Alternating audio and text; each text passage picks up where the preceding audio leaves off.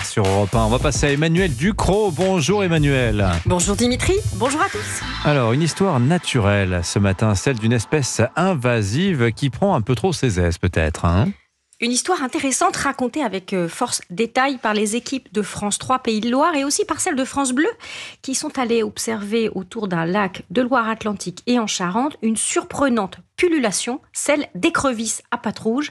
Ces derniers mois, avec le temps humide de l'hiver, puis avec les pluies, les inondations, il n'est pas rare de croiser des centaines de ces crustacés sur les routes où elles se déplacent par bancs.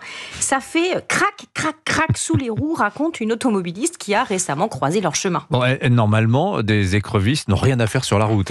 Mais surtout, ces écrevisses de Louisiane dites à pattes rouges, c'est une espèce invasive. Elle a été introduite en Espagne dans les années 70.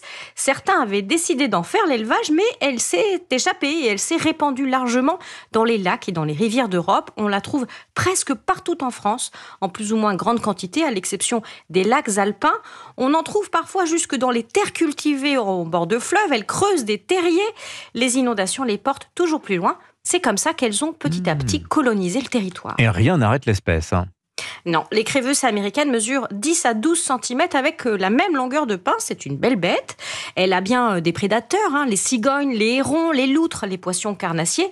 Mais il n'en prélève qu'une infime partie et la population est devenue incontrôlable.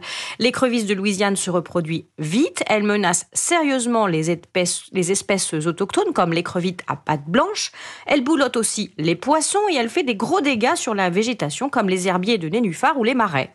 Est-ce que ça se mange au moins, l'écrevisse de Louisiane ? C'est toute l'ironie de cette histoire. Cette espèce invasive est un mets de choix pour les tables des restaurants haut de gamme et plus généralement pour tous ceux qui veulent bien se baisser pour l'accueillir.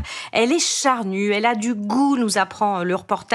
Une pêche se développe, alors encore assez amateur, on appâte les écrevisses avec du fouet de porc, c'est comme ça qu'on les prend.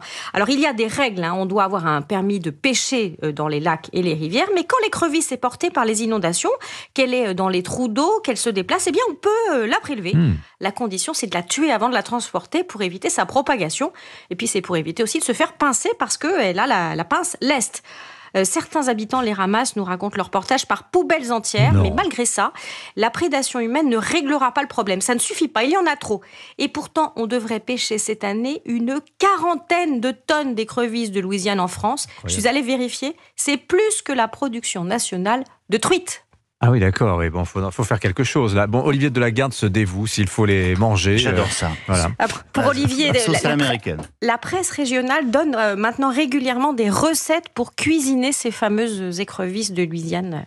Bon, vous m'envoyez tout ça. On verra ce qu'on fera. Bon, écoutez, très intéressant. Avec une poubelle de crevettes. Elles ont mangé tous les poissons dans le lac à côté de chez Christophe Bordel, rédacteur en chef de la matinale d'Europe 1. Il a une dent contre l'écrevisse de Louisiane. Il faut qu'il les bouffe. Bon, nous recherchons désespérément Pascal Praud. Il n'est pas avec vous par hasard, Emmanuel Ducrot. Écoutez, non. Ou alors il est parti à la pêche aux écrevisses peut-être. Bon, tiens, oui, c'est fort possible. Écoutez, c'est pas grave. Merci en tout cas, Emmanuel. Bonne journée à vous. Signature Europe 1. Il est 8h49.